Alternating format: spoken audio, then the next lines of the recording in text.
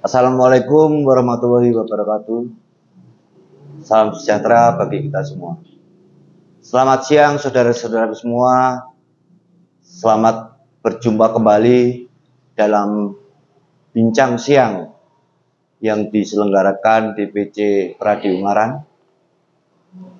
Pada siang hari ini kami mengundang narasumber, seorang advokat senior dan juga berprofesi sebagai akademisi. Pak Stefanus Heri, selamat siang Pak. Selamat siang Pak Adi. Baik, pada bincang siang hari ini kami akan mengangkat tema permasalahan pertanahan yang terjadi di Indonesia pada umumnya. Baik, untuk siang hari ini Pak Heri, terkait dengan topik perbincangan pada siang ini, kami ingin mendapat suatu gambaran terkait dengan permasalahan pertanahan di Indonesia. Menurut Pak Stefanus Heri, permasalahan pertanahan di Indonesia ini dalam melakukan identifikasi terhadap pertanahan itu sendiri bagaimana? Ya, terima kasih Pak Adi. Salam Pradi. Pradi selalu jaya. Jaya. Jadi begini Pak Adi, untuk sengketa atau permasalahan pertanahan di Indonesia itu sangat kompleks. Banyak banget permasalahannya. Tapi saya akan memberi gambaran yang simpel dulu aja. Pertama kali dulu, bagaimana kita akan identifikasi sengketa tanah. Sebelum kita akan masuk ke lebih lanjut, ya, kita akan tahu dulu sengketa tanah yang sering terjadi. Ya.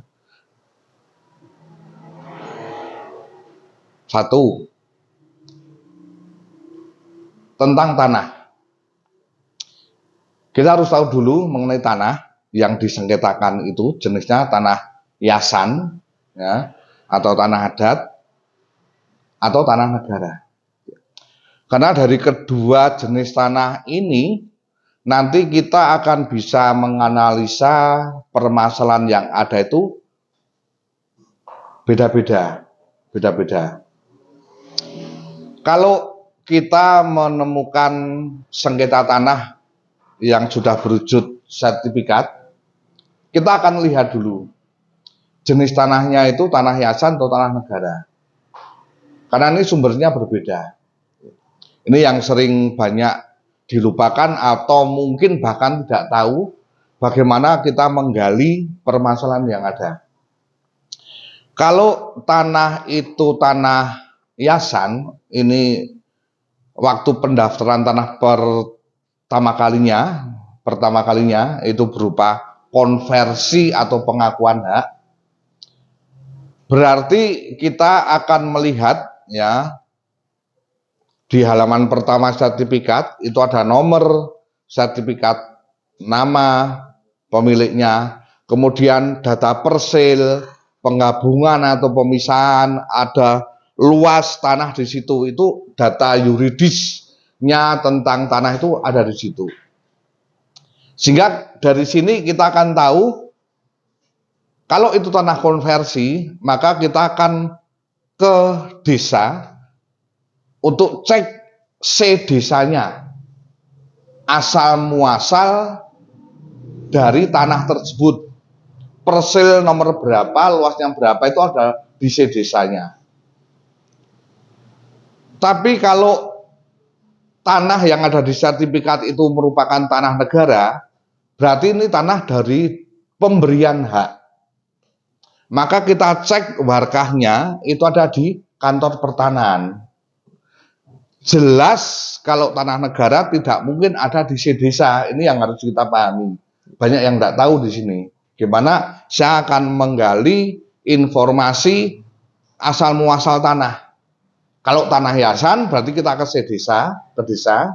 Kalau tanah negara berarti kita ke kantor pertanahan. Pemberian hak. Dulu instansi mana yang melepas tanah itu? Terkait dengan mengecek atau melihat histori dari tanah itu sendiri, siapa saja Pak yang bisa melakukan pengecekan tanah itu, baik itu ke pihak kelurahan atau desa maupun ke pihak BPN. Yang jelas tanah pihak yang mempunyai kepentingan itu pihak yang mempunyai kepentingan. Satu, pemilik, ya, atau pihak yang diberi kuasa untuk itu atau yang berkepentingan. Misalnya saya pemilik tanah, saya bisa mengajukan permohonan ke desa, ke kelurahan, mohon dibuatkan salinan akte desa atau salinan desa.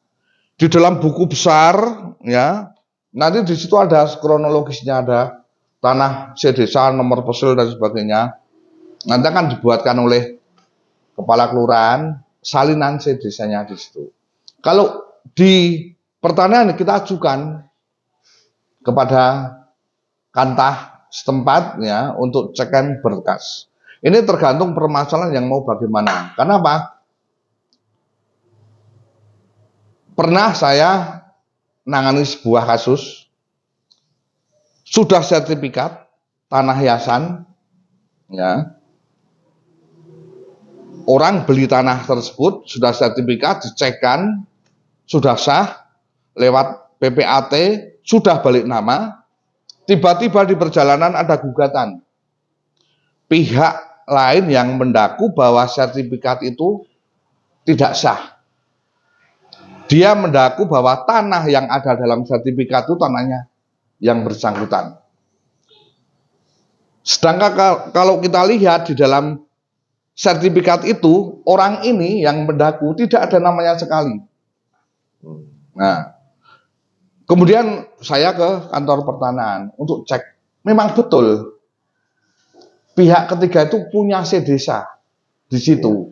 Dan kebetulan desa itu dipakai untuk dasar penerbitan sertifikat atas nama orang lain. Nah, permasalahan itu bisa terjadi kemungkinannya dari mana, Pak? Nah, ini yang perlu pembelajaran juga untuk kantor kelurahan ya. Jangan asal membuat salinan desa.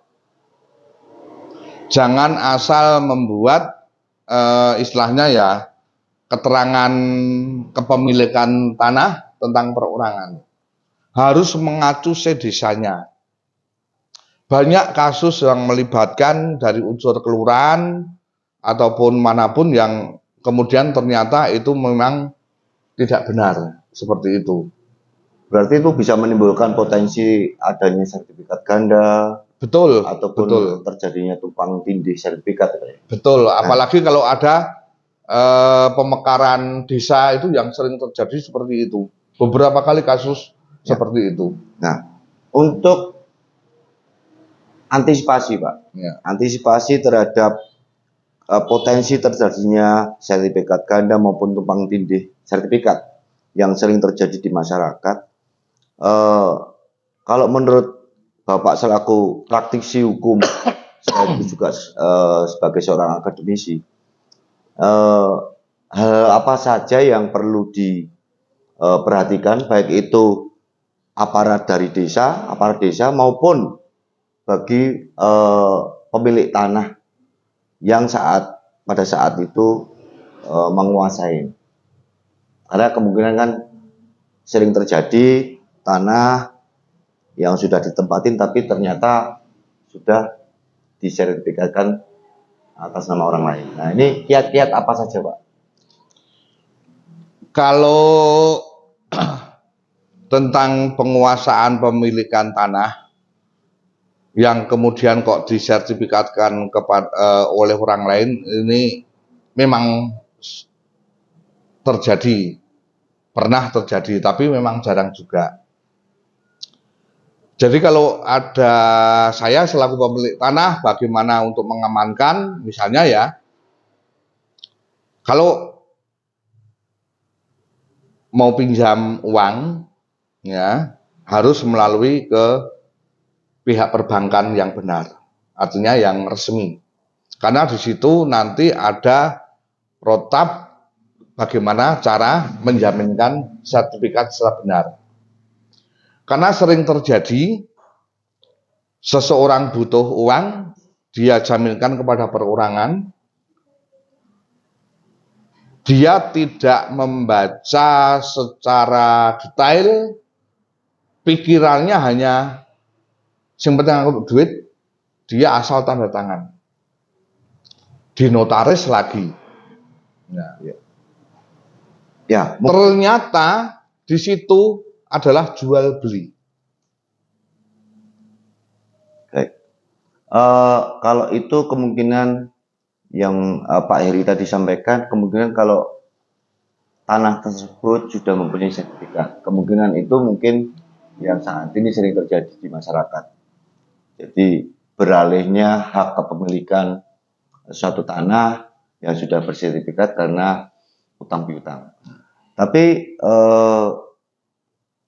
manakala status tanah tersebut masih letter C, apakah kemungkinan itu bisa terjadi, Pak? Kalau tanah yang masih berletter C, ya, makanya saya sarankan untuk segera disertifikatkan. Saya sarankan untuk segera disertifikatkan. Karena kalau tanah masih letter C itu rentan sekali, ya. Karena dalam buku C desa itu kalau ada peralihan itu hanya dicatat di buku desanya, ya.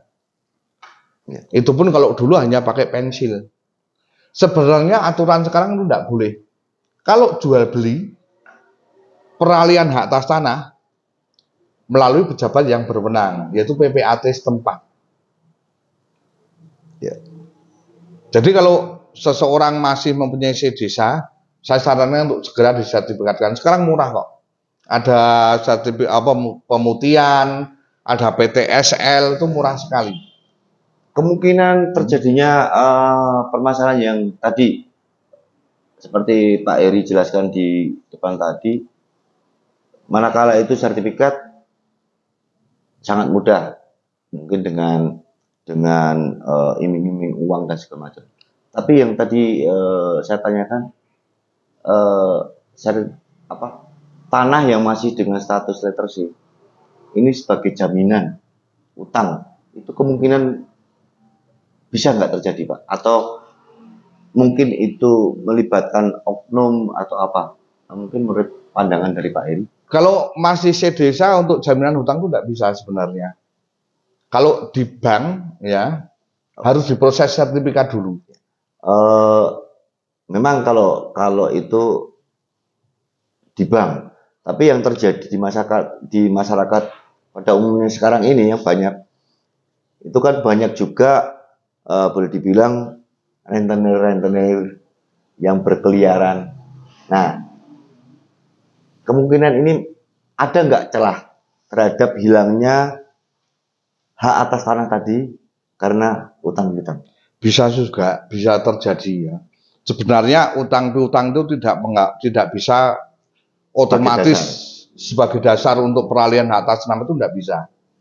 Tapi kalau masih C desa, saya katakan rentan.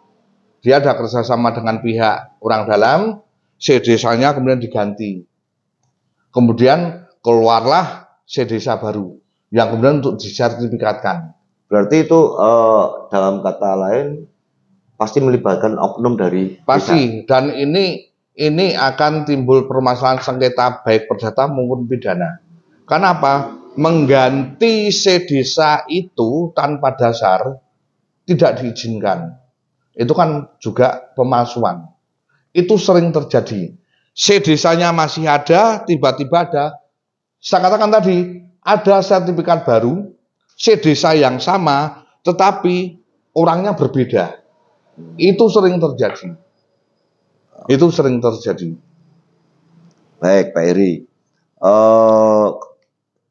Sekarang menurut Pak Eri, kiat-kiat apa saja sih, Pak, yang harus dilakukan kalau kita ini mau berinvestasi terhadap tanah ya, ini apa saja sih yang harus dilakukan sehingga meminimalisir terjadinya potensi permasalahan di kemudian hari? Kalau berinvestasi itu kan berarti kan orang yang seneng beli tanah gitu ya, beli tanah kalau bisa dijual lagi berarti kan gitu ya. Ya, Paling tidak untuk meminimalisir sengketa yang akan terjadi kemudian. Satu, kedua, ini juga untuk pembelajaran cara memperoleh atau membeli tanah secara aman ya. Ada SEMA nomor 4 tahun 2016, ini yang sudah dirumuskan sekarang ya. SEMA nomor 4 2016. Sebenarnya ini SEMA ini dirumuskan karena sebelumnya banyak terjadi sengketa yang terjadi. Orang sudah membeli tanah, nilainya normal, tiba-tiba di kemudian hari ada gugatan. Tadi yang saya ceritakan. SEMA 4 nomor 4 tahun 2016 ini merumuskan ya,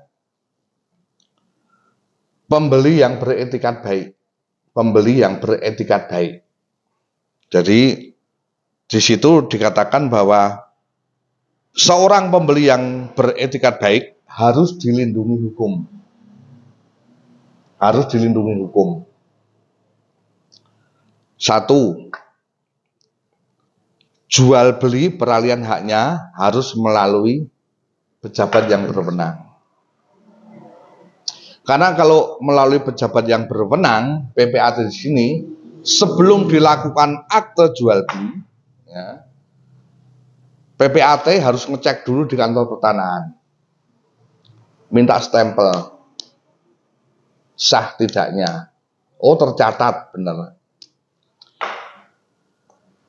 Nah, kemudian peralihan dengan pejabat yang berwenang itu memang wajib hukumnya. ya. PP 2497 ya. Bahwa setiap peralihan hak yang bermaksud untuk mengalihkan atau apapun harus dilakukan di hadapan pejabat yang berwenang. Kemudian bersikap kehati-hatian. Sebelum kita membeli tanah tersebut, kita harus cari tahu dulu apakah tanah itu mengandung sengketa atau tidak. Kalau ternyata masih ada sengketa, mendingan jangan dibeli. Nah, sengketa di situ bisa sengketa antar waris atau sengketa dengan pihak lain, ya. Itu jangan dulu.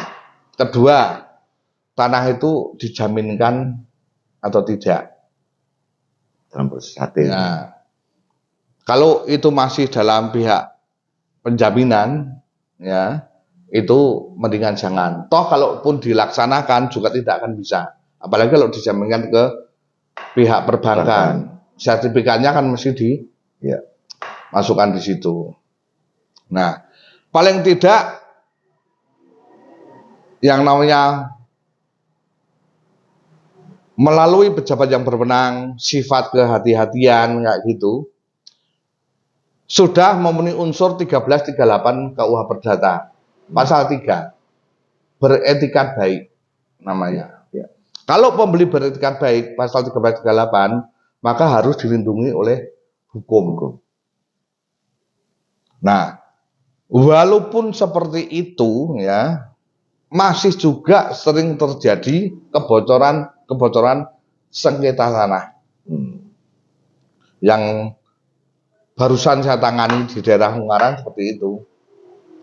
Sudah sertifikat, dicekkan, balik nama, aman. Setelah 1 tahun ada gugatan lagi. Ternyata ini ada pihak ketiga mengklaim. Nah, makanya saya katakan tadi sifat kehati-hatian, kita lihat dulu status tanahnya. Oh, tanah sedesa. Kita cek dulu di desa, bener enggak sedesanya atas nama ini. Berarti ini harus memenuhi kualifikasi bahwa penjual adalah penjual yang memang berhak. Jadi selain objeknya, juga kita harus memperhatikan faktor si penjual sendiri, Pak ya. Betul, jadi identifikasi objek, identifikasi subjek, itu harus betul-betul kita teliti. Yang ketiga, bertransaksilah di depan Pejabat yang berwenang. Nah, ini juga untuk rekan-rekan lawyer, juga pembelajaran suatu ketika kalau kita punya masalah, mendapat klien tentang sengketa tanah. Dari awal sudah ceritakan, kita identifikasi status tanahnya apa dulu. Tanah yayasan, tanah negara. Karena ini berkepentingan dalam para pihak di dalam gugatan. Siapa yang tergugat, siapa penggugatnya. Apakah memenuhi kualifikasi sebagai penggugat? Ya. Legal standingnya bagaimana? Kemudian tergugat, jangan sampai tertinggal atau misalnya ya, ini tanah kasus yayasan tentang asal muasal tanah sedesa. Ternyata kelurahan tidak dijadikan ikut tergugat. Berarti kurang pihak. Ya. Di sini apa? Kenapa kurang pihak? Sedesa itu yang membuat siapa? Dari desa. Dari desa, maka itu ikut tergugat. Satu, identifikasi tanah juga batas-batasnya. Kasus tanah, kasus pertanahan itu wajib hukumnya untuk menyertakan identifikasi objek tanah. Ini ada semanya, tapi saya lupa ya. Jadi itu yang nanti dituangkan dalam surat ukur tadi, Pak. Ya, betul, betul. Jadi kalau kita misalnya sebagai lawyer, pihak klien kita tergugat, kita bisa menganalisa dari unsur ini, penggugatnya itu kira-kira sudah benar enggak formalitas gugatan, penggugatnya bagaimana, tergugatnya bagaimana. Nah, dari situ kita sudah bisa menilai paling tidak, kan gitu. Atau kalau kita sebagai penggugat, pihak-pihak mana yang kita harus gugat, kemudian identitas objek itu harus benar. Itu makanya maaf ya, kasus tanah agak mahal. Baik, baik. Terima kasih Pak Heri. Cukup banyak masukan atau perbincangan di siang hari ini. Jadi semoga perbincangan ini membawa manfaat bagi saudara-saudara kita yang mau berinvestasi tanah ataupun bagi yang sudah memiliki tanah, biar tidak hilang atau beralih kepemilikannya. Jadi dari perbincangan di siang hari ini bisa kita ambil suatu kesimpulan bahwa masalah tanah kita harus bisa benar-benar melakukan kehati-hatian. Kalau mau terjadi transaksi tanah, berarti ada prinsip kehati-hatian dan juga melakukan proses jual belinya di depan pejabat yang berwenang. Demikian, selamat siang, terima kasih, sampai jumpa lagi di obrolan siang, bincang siang bersama DPC Pradi Ungaran. Wassalamualaikum warahmatullahi wabarakatuh.